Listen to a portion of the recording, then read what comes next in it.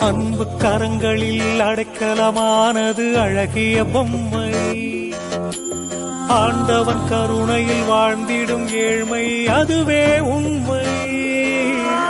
அன்பு கரங்களில் அடைக்கலமானது அழகிய பொம்மை.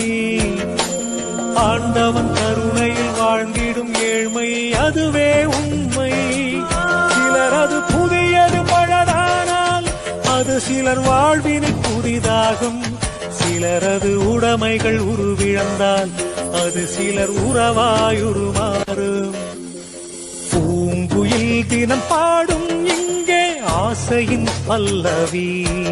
இரு தோழிகள் கதைதானம்மா உங்கள் சிந்து